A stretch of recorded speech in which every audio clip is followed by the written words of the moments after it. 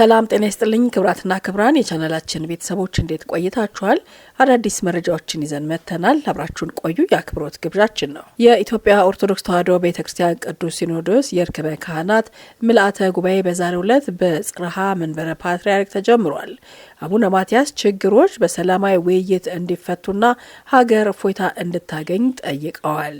ህወሓት ከፖለቲካ ፓርቲነት መሰረዙን ምርጫ ቦርድ አስታውቋል። የሰውነት ቅርጽ ወይም ደግሞ መጠንን ለመለወጥ ወደ ሰውነት የሚገቡ የተለያዩ አይነት ኢምፕላንቶችን ከሰውነታቸው የሚያስወጡ ሰዎች ቁጥር እየጨመረ መጥቷል። ካትሪና በኢንስታግራም 7.5 ሚሊዮን ሰዎች የጻፈችውን አንብበውላታል። ከሰውነታቸው ኢምፕላንቶች ለማስወጣት የሚፈልጉ በሺዎች የሚቆጠሩ ሴቶች መልእክትም ልከውላታል። ትልቅ ጡት ደስተኛ እንደማያደርግ ገባኝ፣ ጤነኛም ቆንጆም አያደርገኝም። ልጄ እንደኔ ትልቅ ጡት እንዲኖራት እንደምትፈልግ ስትናገር ኢምፕላንቱን ለማስወጣት ወሰንኩ ብላለች። አክላም ለልጄ ጥሩ ምሳሌ መሆን እፈልጋለሁ ብላለች። ይህንን በዝርዝር የምንመለከተው ይሆናል። ምክንያቱም የተለያዩ የሰውነት ቅርጽ እንዲኖርና እንዲጨምር የሚደረጉ የተለያዩ ባዕድ ነገሮች በሰውነት ላይ ከፍተኛ ጉዳት እያስከተሉ ነው የሚገኙትና እነዚህንና ሌሎችንም መረጃዎች ይዘንላችሁ መጥተናል። አብራችሁን ቆዩ አክብሮት ግብዣችን ነው። ይህንን ቻናል ላይክ፣ ሰብስክራይብ ማድረጋችሁን አትዘንጉ። ወደ ዝርዝር መረጃዎቹ እንሻገራለን። ወደ ቀዳሚው መረጃ ስንሻገር የኢትዮጵያ ኦርቶዶክስ ተዋሕዶ ቤተክርስቲያን ፓትርያርክ ብፁዕ ቅዱስ አቡነ ማትያስ የሚያግባቡ ጉዳዮች ተፈልገው ችግሮችን በሰላማዊ ውይይት እንዲፈቱ በማድረግ እናት ሀገር እፎይታ እንድታገኝ እንዲደረግ ሲሉ ጠየቁ። በተለያዩ ምክንያት ከሲኖዶሱ የወጡ ወገኖች እንዲመለሱ ማድረግ የቤተ ክርስቲያኗ ሲኖዶስ ጉባኤ ተቀዳሚ ተልእኳ እንደሆነም ፓትርያርኩ አስታውቀዋል። የቤተ ክርስቲያኒቷ ፓትርያርክ ይህንን ጥሪ ያስተላለፉት ዛሬ ግንቦት 6 ቀን 2017 ዓ.ም በተጀመረው ዓመታዊ የርክበ ካህናት የቅዱስ ሲኖዶስ ምልአተ ጉባኤ ላይ ባደረጉት ንግግር ነው። ዛሬ የተጀመረው ይህ ጉባኤ የቤተ ክርስቲያኒቷን መንፈሳዊ፣ ማህበራዊ እንደዚሁም ኢኮኖሚያዊና አስተዳደራዊ አፈጻጸሞች በመገምገም ለቀጣዩ ጊዜ የስራ አቅጣጫ የሚያስቀምጥ እንደሆነ ፓትርያርኩ በመክፈቻ ንግግራቸው ገልጸዋል። አቡነ ማትያስ በአሁኑ ሰዓት የኢትዮጵያ ኦርቶዶክስ ተዋሕዶ ቤተ ክርስቲያን በሁሉም የዓለም ክፍሎች እንደምትገኝ መናገራቸውን በቤተ ክርስቲያኒቷ መገናኛ ብዙኃን ማህበራዊ ሚዲያ ላይ የተሰራጨው የፓትርያርኩ ንግግር አመላክቷል። የሲኖዶሱ መንበር በሚገኝባት ምድረ ኢትዮጵያ ከመቼውም የተሻለ ስራ በመስራት ለእግዚአብሔር መታዘዝ፣ ህዝቡን ማገልገል ይገባናል ሲሉ የሲኖዶሱ አባላትንም አሳስበዋል። አቡነ ማትያስ በዚህ ንግግራቸው በተለያየ ምክንያት ከሲኖዶሱ የወጡ ወገኖች መኖራቸውንም ጠቅሰዋል። ሁላችንም እንደምንገነዘበው በሲኖዶሳችን ያልታቀፉ ብዙ ወገኖች በሀገር ውስጥ አሉን። እነዚህ ወገኖች እያንዳንዱ በተለያየ ምክንያት ከኛ የወጡ ናቸው ብለዋል። ፓትርያርኩ ከሲኖዶሱ ወጥተዋል ያሏቸውን ወገኖች ለይተው ባይጠቅሱም በትግራይ የሚገኙ የኦርቶዶክስ ቤተክርስቲያን አባቶች የራሳቸው ቤተ ክህነት እንዳቋቋሙ ይታወቃል። የሃይማኖቱ አባቶች የትግራይ ኦርቶዶክስ ተዋሕዶ ቤተክርስቲያን መንበረ ሰላማ የተባለው ቤተ ክህነት የመሰረቱት የትግራይ ጦርነትን ተከትሎ በተፈጠረ ልዩነት ነው። ጦርነቱን ያስቆመው የፕሪቶሪያው ስምምነት ከተፈረመ በኋላ የቤተ ክርስቲያኒቷ መሪ አቡነ ማትያስ ወደ ትግራይ ተጉዘው የነበረ ቢሆንም ከትግራይ አባቶች ጋር እርቅ ለማውረድ የተደረጉ ጥረቶች አልተሳኩም። አቡነ ማትያስ በዛሬው ንግግራቸው ከሲኖዶሱ የተነጠሉ ወገኖች መመለስ የጉባኤው ተቀዳሚ ተልዕኮ እንደሆነ አብራርተዋል። የሄዱት ወደ ቤታቸው እንዲመለሱ፣ ሌሎችም ወደ መንጋው እንዲቀላቀሉ በርትቶ መስራት የዚህ ጉባኤ ተቀዳሚ ተልዕኮ ነው ብለዋል። ምክንያቱም ጸጋንና ሐዋርያትን የተቀበልንበት ዋናው ምክንያት ይህንን ለማድረግ ነውና ሲሉም ተናግረዋል። ከዚህ ጋር በተያያዘም የቤተ ክርስቲያኒቷ ተደራሽነት በሳሳበት አካባቢ ሁሉም የተለየ ትኩረት ሰጥቶ መስራትና ተጨባጭ ለውጥ ማምጣት እንደሚገባ አሳስበዋል። አቡነ ማትያስ በመክፈቻ ንግግራቸው የሀገሪቱን ወቅታዊ ሁኔታ የሚመለከቱ ጉዳዮችንም አንስተዋል። የሃይማኖት አባቶች የሚያበረክቱት አገልግሎት በመንፈሳዊ ብቻ ሳይሆን በኢኮኖሚውና በማህበራዊ ዘርፍ ላይ ያሉ ጉዳዮችንም ጭምር እንደሚያካትት ገልጸዋል።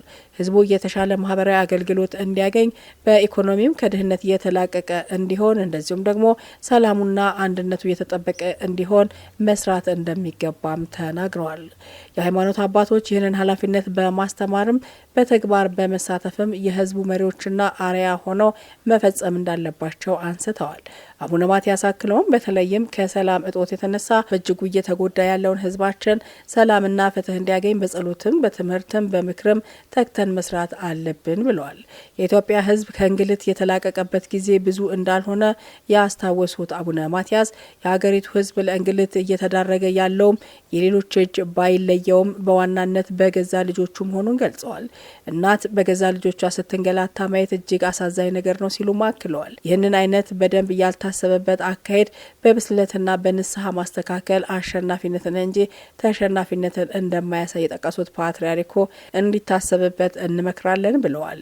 አቡነ ማትያስ ከዚህ አንጻር ኢትዮጵያ ወደ ተሻለ ልማትና እድገት እናሻግራለን ብላችሁ እየደከማችሁ ያላችሁ ወገኖቻችን እባካችሁ መለስ ብላችሁ እናታችሁ የተንገላታችበትን እውና በቃ በሉ ሲሉ ተማጽነዋል። ወደ ቀጣዩ መረጃ እንሻገራለን። ህወሓት ከፖለቲካ ፓርቲነት መሰረዙን ምርጫ ቦርድ አስታውቋል። ህዝባዊ ወያኔ ሓርነት ትግራይ ህወሓት ከትላንት ማክሰኞ ግንቦት 5 ቀን 2017 ዓ.ም ጀምሮ ከፖለቲካ ፓርቲነት መሰረዙን የኢትዮጵያ ብሔራዊ ምርጫ ቦርድ አስታውቋል። የምስረታውን የወርቅ ኢዮቤልዩ በዓል የካቲት ወር ያከበረው ህወሓት ከፓርቲነት የተሰረዘው ቦርዱ ያዘዘውን የእርምት እርምጃ ተግባራዊ ባለማድረጉ መሆኑን ተገልጿል። ምርጫ ቦርድ ይህን ውሳኔ ያሳለፈው ባለፈው የካቲት ወር መጀመሪያ ለፓርቲው የሰጠው ቀነ ገደብ በዛሬው ዕለት መጠናቀቁን ተከትሎ ነው። ቦርዱ ይህንን ቀነ ገደብ ባሳወቀበት መግለጫው ህወሓት ጠቅላላ ጉባኤ ለማካሄድ የሚያስችል የቅድመ ዝግጅት ስራዎችን በ3 ወራት ውስጥ እንዲያካሄድ ትዕዛዝ ሰጥቶ ነበር። ቦርዱ ህወሓትን ጠቅላላ ጉባኤ እንዲያካሄድ ያዘዘው በአመጽና በህገ ወጥ መንገድ ሲንቀሳቀሱ የነበሩ የፖለቲካ ፓርቲዎችን በልዩ ሁኔታ እንደሚመዘገቡ የሚያስችለው አዋጅ በሚያስቀምጠው ድንጋጌ መሰረት ነው። ይህ አዋጅ በልዩ ሁኔታ የሚመዘገቡ የፖለቲካ ፓርቲዎች በ6 ወራት ውስጥ ጠቅላላ ጉባኤያቸውን እንዲያካሄዱ ለምርጫ ቦርድ ሊታዘዙ እንደሚገባ ይደነግጋል። ይህንን አዋጅ መሰረት በማድረግ በነሐሴ 2016 ዓ.ም ለህወሓት የህጋዊ ሰውነት ማረጋገጫ ምስክር ወረቀት የሰጠው የምርጫ ቦርድ ፓርቲው የቦርዱ ታዛቢዎች በተገኙበት በ6 ወራት ውስጥ ጠቅላላ ጉባኤ እንዲያደርግ ቀነ ገደብ አስቀምጦ ነበር። ቦርዱ የቅድመ ጉባኤውን የዝግጅት ስራዎች ለመከታተል እንዲረዳው ፓርቲው ጠቅላላ ጉባኤውን ከማካሄዱ 21 ቀናት በፊት ለመስሪያ ቤቱ እንዲያስታውቅም ትዕዛዝ ሰጥቶ ነበር። በዶክተር ደብረጽዮን ገብረ ሚካኤል የሚመራው የህወሓት ጎራ በበኩሉ ምርጫ ቦርድ ለህወሓት የሰጠው የህጋዊ ሰውነት ማረጋገጫን ባለመቀበል የራሱን ጠቅላላ ጉባኤ በነሐሴ ወር አካሂዷል። ይህ የህወሓት ጎራ የምርጫ ቦርድን የምስክር ወረቀት ውድቅ ያደረገው የፓርቲውን የቀድሞ ህልውና ወደ ነበረበት የማይመልስ ነው በሚል ምክንያት ነበር። ያለ ምርጫ ቦርድ እውቅና በተካሄደው በነሐሴው የህወሓት ጠቅላላ ጉባኤ ዶክተር ደብረጽዮን ገብረ ሚካኤል ፓርቲውን እንዲመሩ በድጋሚ መመረጣቸው የሚታወስ ነው። ህወሓት በአዋጅና በመመሪያ የተቀመጡ ድንጋጌዎችን ባለማክበር ሲያደርጋቸው የነበሩ እነዚህን መሰል እንቅስቃሴዎች ጉልህ የህግ ጥሰት መፈጸሙን የሚያሳዩ መሆናቸውን ምርጫ ቦርድ ባለፈው የካቲት ወር ባወጣው መግለጫ ጠቅሶ ነበር። በዚህ ምክንያት ፓርቲው ከማንኛውም የፖለቲካ እንቅስቃሴ ለ3 ወራት ታግዶ እንዲቆይና ለእግዱ ምክንያት የሆነውን ጥሰት በዚህ ጊዜ ውስጥ እንዲያርም ውሳኔ አስተላልፎ ነበር። ህወሓት በ3 ወራት የእግድ ጊዜ ውስጥ የእርምት እርምጃ ካልወሰደ ምርጫ ቦርድ የተለየ አካሄድ ሳይከተል የፓርቲው ምዝገባ እንዲሰርዝ እንደሚያደርገውም በዚህ መግለጫ አስጠንቅቆ ነበር። በዶክተር ደብረጽዮን የሚመራው የህወሓት ጎራ ባለፈው አርብ ባወጣው መግለጫ ምርጫ ቦርድ በተደጋጋሚ የሚያወጣቸው መግለጫዎች እኔ ያልኳችሁ ብቻ ስሙ የሚል መልእክት ያላቸውና ዛቻ አዘል ናቸው ሲል ኮንኗል።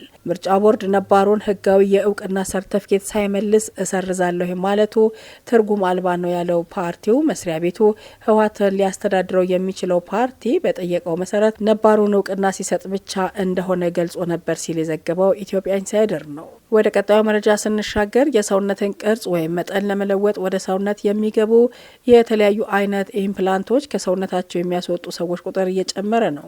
ካትሪና በኢንስታግራም 7.5 ሚሊዮን ሰዎች የጻፈችውን አንብበዋል። ከሰውነታቸው ኢምፕላንቶችን ለማስወጣት የሚፈልጉ በሺዎች የሚቆጠሩ ሴቶች መልእክታቸውን ልከውላታል። ትልቅ ጡት ደስተኛ እንደማያደርግ አሁን ነው የገባኝ። ጤነኛም ቆንጆም አያደርገኝም። ልጄ እንደኔ ትልቅ ጡት እንዲኖራት እንደምትፈልግ ስትናገር ኢምፕላንቱን ለማስወጣት ወሰንኩኝ ስትል ለልጇ ጥሩ ምሳሌ መሆን እፈልጋለሁ ማለቷን አረጋግጣለች። የዓለም ቀዳሚ የሰውነት ማስዋቢያ ቀዶ ሕክምና ተቋም ኢንተርናሽናል ሶሳይቲ ኦፍ ኤስቴቲክ ፕላስቲክ ሰርጀሪ እንዳለው ከሆነ ከጡታቸው ኢምፕላንት የሚያስወጡ ሴቶች ቁጥር በ2019 ወደ 46.3% ከፍ ብሏል። ጡት የማሳደግ ቀዶ ሕክምና ከ1990 ከ1990ዎቹ እስከ 2000ዎቹ በ5.4 በመቶ ሲጨምር ከ2022 እስከ 2023 ደግሞ በ13 በመቶ ቀንሷል። ለውበት በሚደረገው የጡት የፕላስቲክ ቀዶ ሕክምና አነስ ያለና ተፈጥሯዊ የሚመስል ጡት ማሰራት የሚፈልጉ ሴቶች አሉ። የአሜሪካ የፕላስቲክ ቀዶ ሕክምና ማህበር ኃላፊ ዶክተር ክሪስቲ እንደተናገሩት ከሆነ በ2025 ሴቶች የሚፈልጉት መልክ ከ10 ዓመት በፊት ከነበረው የተለየ ነው ሲሉ አረጋግጠዋል። በ1990ዎቹና በ2000 አካባቢ ትልቅ ጡት ነበር የሚፈለገው። አሁን ደግሞ አነስ ያለ ጡት መጠን ተፈላጊ ሆኗል። ስብ በጡት ውስጥ በማስገባት ወይም ጡት ከፍ እንዲል ማድረግ የተለመዱ የጡት የፕላስቲክ ቀዶ ሕክምና አይነቶች ናቸው። የብራዚል የፕላስቲክ ቀዶ ሕክምና ማህበር ፕሬዚዳንት ዶክተር ቡርኖ እንደተናገሩት ከሆነ ትልቅ ጡት የሚፈልጉ ሴቶች ቁጥር ቀንሷል። አንዳንድ ሴቶች በድጋሚ ኢምፕላንት ማስገባት አይፈልጉም። ኢምፕላንቶቹ ከ10 እስከ 20 ዓመት ካገለገሉ በኋላ ከሰውነት ወጥተው በሌላ ኢምፕላንት ይተካሉ ሲሉ ባለሙያው አስረድተዋል። ኢምፕላንቱ ዙሪያ ካፕሱል ይኖራል። ህመም ሲከሰት ደግሞ ይህንን ካፕሱል ማስወጣት የግድ ነው ሲሉ ነው ዶክተር ክሪስቲ ያስረዱት። ዶክተሮቹ እንደሚሉት ከሆነ ተፈጥሯዊ የሰውነት ቅርጽ ያለው ተቀባይነት ለውጥ እየመጣ ነው ብለዋል። አፍንጫ፣ ፊት፣ ጡትና የተቀረ ሰውነትም ተፈጥሯዊ እንዲሆን ይፈለጋል። መጠናቸው ሲጨምር ተፈጥሯዊ ገጽታቸው እንደሚለጠጥ ይታመናል ሲሉ ነው ዶክተር ክሪስቲ ያስረዱት። ፊታቸው የተለያዩ ስሜቶችን የሚያንጸባርቅ ሳይሆን አንድ አይነት ገጽታ ብቻ ያለው መሆኑ አንደኛው ምክንያት ነው ይላሉ የሕክምና ባለሙያው ዶክተር ቡርኖ። የፕላስቲክ ቀዶ ሕክምና ከታለመለት ምክንያት ውጪ ጥቅም ላይ እየዋለ መሆኑን በማየት ቀዶ ሕክምናውን ላለማድረግ የሚወስኑ እንዳሉ ባለሙያዎቹ እየተናገሩ ነው። የሰውነት መጠን የሚጨምር ፊለር በየ3 ወይም ደግሞ በየ6 ወሩ እንደሚያስፈልጋቸው ለታካሚዎቹ ስንነግራቸው ሀሳባቸውን ይለውጣሉ ይላሉ ዶክተር ክሪስቲ። ታካሚዎቹ በተወሰነ መጠን ጎልቶ የሚታይ የቀዶ ሕክምና አማራጭን ይከተላሉ። የቆዳ ገጽታን የሚያስተካክሉ ኮላገን ስቲሙሌሽን አንደኛው አማራጭ ነው። ኮላገን ሰውነት ውስጥ በብዛት የሚገኝ የፕሮቲን አይነት ሲሆን በአጥንት፣ በቆዳ፣ በጡንቻና በሌሎችም ቦታዎች ላይ የሚገኝ ነው። እድሜ ሲጨምር መጠኑ እየቀነሰ ይሄዳል ብለዋል። የዓለም አቀፍ የፕላስቲክ ቀዶ ሕክምና ባለሙያዎች መረጃ እንደሚጠቁመው ከሆነ ለአውሮፓ አቆጣጠር በ2023 ብቻ 15.8 ሚሊዮን የፕላስቲክ ቀዶ ሕክምና ተከናውነዋል። የዓለም አቀፉ የፕላስቲክ ቀዶ ሕክምና ባለሙያዎች መረጃ እንደሚጠቁመው ከሆነ ለአውሮፓ አቆጣጠር በ2023 ብቻ 15.8 ሚሊዮን የፕላስቲክ ቀዶ ሕክምናዎች ተከናውነዋል ብለዋል። በአብዛኛው ግን ይህንን ሕክምና ለመተው ወደኛ እየመጡ ነው ሲሉም ነው ባለሙያው ያረጋገጡት። በእኛም ሀገር አብዛኞቹ እንስቶች እህቶቻችን ይህንን ነገር እየተገበሩት ብዙ ሰውነቶቻቸው ሲበላሽና እየተለጠጠ ሲሄድ እየታየ ነው። ብዙዎችም ይህንን ነገር ለመመለስ ችግር እያጋጠማቸው ነው። እናም ከዚህ ነገር ባለሙያዎቹ እንዳሉት ሁሉ ራሳችሁን ጠብቆ የዛሬ መልእክታችን ነው። የተከበራችሁና የተወደዳችሁ የቻናላችን ቤተሰቦች አብራችሁን ስለነበራችሁ ስለተከታተላችሁ እናመሰግናለን። ይህንን ቻናል ላይክ፣ ሰብስክራይብ እንድታደርጉ ጋብዘናችኋል። መልካም ጊዜ በያላችሁበት ቸር ይቆየን።